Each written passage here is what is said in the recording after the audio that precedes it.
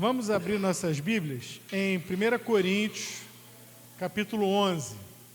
1 Coríntios, capítulo 11. Nesta manhã, o pastor Marcos pregou sobre 1 Coríntios, capítulo 13.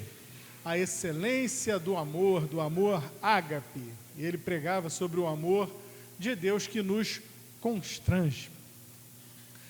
Eu não vou pregar sobre necessariamente o amor ágape, mas deixa eu contar o que está acontecendo aqui no capítulo 11. É aquele capítulo que vai falar sobre a ceia do Senhor e aquela palavra que Paulo dá aos irmãos sobre a ceia. Sabe o que acontece? As festas que os irmãos das igrejas davam naquele tempo, todo domingo, eles faziam o seu encontro, igual a gente faz os nossos encontros aqui. A gente chama o nosso encontro de culto. Eles chamavam de festas do amor. Que é amor? Ágape. Então, o culto deles era um culto parecido com esse que nós estamos armando hoje. Hoje a gente vai fazer um culto em que a gente vai ter aqui um momento de adoração, um momento de palavra, e depois a gente vai comer a nossa noite de caldos. Eles faziam isso sempre. O culto lá nas igrejas do Antigo Testamento era assim. Mas aconteceu um problema lá que não vai acontecer aqui, com toda certeza. Só quero pontuar isso. Vamos comigo então, 1 Coríntios 11, 17. Nisto, porém, que vou dizer-vos, estou na revista corrigida. Nisto, porém, que vou dizer-vos, não vos louvo, porquanto vos ajuntais não para melhor, senão para pior. Porque antes de tudo ouço que quando vos ajuntais na igreja, há entre vós dissensões, e em parte o creio, e até importa que haja entre vós heresias, para que os que são sinceros se manifestem. De sorte que quando vos ajuntais num lugar, não é para comer a ceia do Senhor, porque comendo cada um toma antecipadamente a sua ceia, e assim um tem fome e outro embriaga-se. Não tendes, porventura, casas para comer e beber, ou desprezais a igreja? Ou desprezais a igreja de Deus e envergonhais os que nada têm? Que vos direi, louvar-vos-ei? Nisto não vos louvo, porque eu recebi do Senhor, e aí vem aquele texto que ele vai falar sobre como funciona a ceia do Senhor, e eu vou pular para o versículo 34. 33 primeiro. Portanto, meus irmãos, quando vos ajuntais para comer, esperai uns pelos outros. Mas, se algum tiver fome, coma em casa, para que vos não ajunteis para condenação. Quanto às demais coisas, ordená-las-ei quando eu for ter convosco. Vamos orar? Fala conosco, Senhor. Nos alimenta nessa noite, em nome do Senhor Jesus. Amém. Meus irmãos, de maneira muito breve, nós observamos que o culto da igreja primitiva era um culto que tinha de tudo. Ele tinha louvor, ele tinha adoração, tinha testemunho, tinha palavra e tinha comida.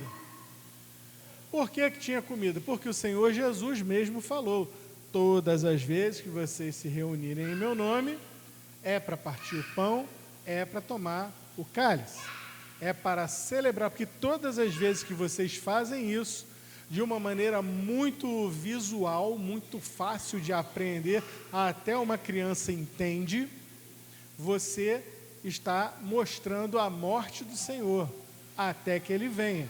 Sim ou não? Sim. Você ia comer o pão, você ia tomar o vinho, e aí você encontrava ali presentes os elementos. E é por isso que ela era chamada de ceia do Senhor. Estava até tendo essa conversa lá em casa essa semana, no meu pai do tempo antigo, o pessoal aí do tempo mais antigo também, são poucos do tempo mais antigo, né? Poucos. Mas os do tempo mais antigo vão lembrar que antigamente, que hora mais ou menos era o jantar? Que hora? 4 horas da tarde na sua casa. Na casa do meu pai já era um pouco mais avançado, já era 6 horas. E aí era o jantar. E depois do jantar, mais tarde, tinha mais uma refeição. Como é que era chamada essa refeição? Matou a charada. A última refeição do dia era a ceia. Portanto, a ceia do Senhor, lá quando o Senhor Jesus celebrou, era a última refeição já no final do dia. E essa refeição que nós celebramos como ceia do Senhor, nós hoje não celebramos a refeição, nós celebramos o memorial. Mas num dia como hoje, é inevitável a gente olhar para esse texto e se reportar, e entender que o que nós estamos fazendo aqui está bastante próximo daquilo que a igreja fazia no Antigo Testamento. Eles se reuniam, cantavam, já cantamos nessa noite, tinha uma palavra, e Deus está falando contigo e comigo essa noite, e depois havia aquele momento de comunhão, e é no momento de comunhão que Paulo está apontando algo de errado. Paulo não fala que a adoração estava ruim, era uma adoração fria ou falsa.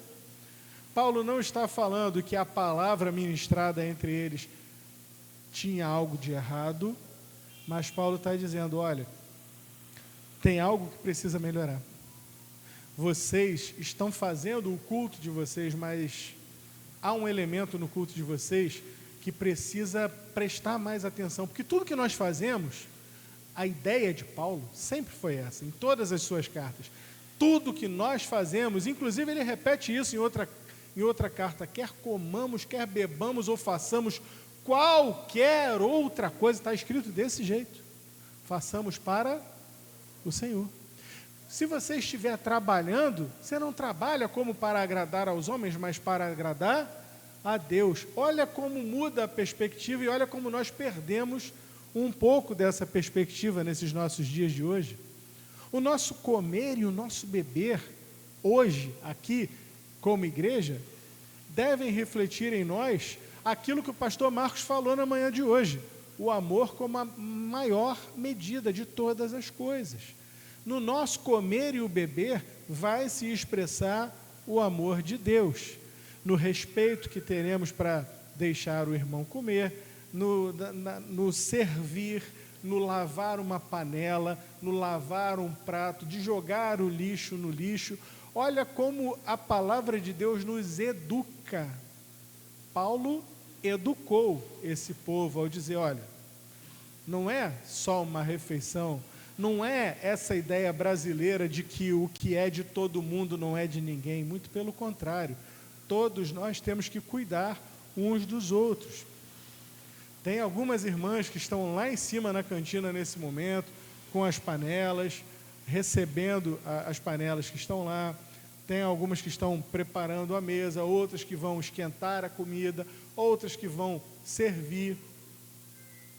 Aquilo que elas estão fazendo lá, elas não estão nesse momento aqui conosco, mas é um momento de culto ao Senhor, que elas estão fazendo para alegrar o nosso coração nesse momento de comunhão, é uma oferta ao Senhor, sim ou não? Então, meus irmãos, nós temos que ter essa dimensão, essa percepção de que o Senhor é conosco, de que o Senhor é por nós, e até o nosso jeito de tratar o irmão numa coisa tão simples como o momento de uma refeição, precisa ser cuidadoso. E aí a gente extrapola para outras situações. Como não pensar? E o Senhor tem trazido isso ao meu coração, me trouxe hoje à tarde num outro momento, e está me trazendo nesse momento agora também. A gente extrapola. Por exemplo, a questão política. Esse ano tem eleição. Tem gente que é do lado A e que só enxerga o lado A. Tem gente que só enxerga o lado B, porque bate o pé e diz, eu sou do B, do B, do B. Não, eu sou do A. Você sabe que isso tinha em Corinto? Um dizia, eu sou de Paulo, outro dizia, eu sou de Apolo, outro dizia, eu sou de Pedro, o outro batia no peito e acabei com vocês todos, eu sou de Cristo. E Paulo vai dizer, minha gente, presta atenção, está Cristo dividido? Ou seja, a questão da divisão naquela igreja, ela vai redundar em tudo, inclusive no momento de culto. Veja que Paulo vai tratar lá atrás dessa divisão, e agora ele meio que volta ao assunto, dizendo que está faltando aqui alguma coisa. o amor não está sendo colocado no lugar em que deve, o amor deve estar à frente, porque nós somos chamados a amar os irmãos do lado A, do lado B, do lado C, do lado D, para não colocar só os extremos. Nós somos chamados a amar, e eu vi, essa tarde eu estava assistindo um vídeo que colocou isso em perspectiva para mim de uma maneira que me impactou. E aquele pastor, ele dizia o seguinte, que o amor, ele tem que estar em primeiro lugar. Por que o amor tem que estar em primeiro lugar? Porque cada um de nós tem o seu gosto pessoal. Cada um de nós quer puxar a brasa para a sua sardinha. Isso é humano. Nós nascemos com isso. Somos filhos de Adão. Agora, se eu amo, olha a colocação. Qual é o primeiro mandamento? Amar a Deus sobre todas as coisas. E então, amar ao próximo como a mim mesmo, certo? Se eu amo a Deus, eu sou capaz de amar o próximo. Se eu amo a Deus, o próximo me desagrada, a vontade que eu tenho é de voar no pescoço do próximo, de dar uma banda no próximo, de enfiar os dedos no olho do próximo. É verdade ou não é? Eu sei que você tem, porque eu também tenho. É de falar umas verdades, umas poesias para o próximo, quem ouve e entenda, né? Mas quando a gente não faz isso é porque a gente primeiramente ama o Senhor. E tem que lembrar, meu irmão, eu amo o Senhor. Agradaria ao Senhor que eu soltasse esta poesia de flores para esse irmão. Então, por amor ao Senhor, você se cala. Por amor ao Senhor, você diz, vou caminhar mais uma milha com este, nem posso chamar de incircunciso filisteu, porque é meu irmão em Cristo. Não posso chamar de praga do Egito, porque é do Senhor também. Mas pensa que da mesma forma que você está chamando o outro de incircunciso, de praga do Egito, de cão do Egito, o outro pode estar pensando a mesma coisa de você. E aí, quando o amor está em primeiro lugar, o que acontece? Os ânimos se refreiam.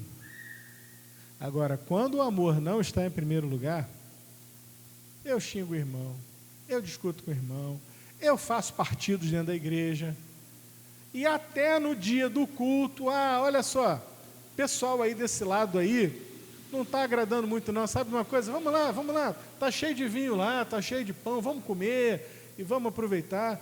E aí quando o pessoal chega para tomar a ceia, surpresa, o vinho já foi, o pão só tem farelo.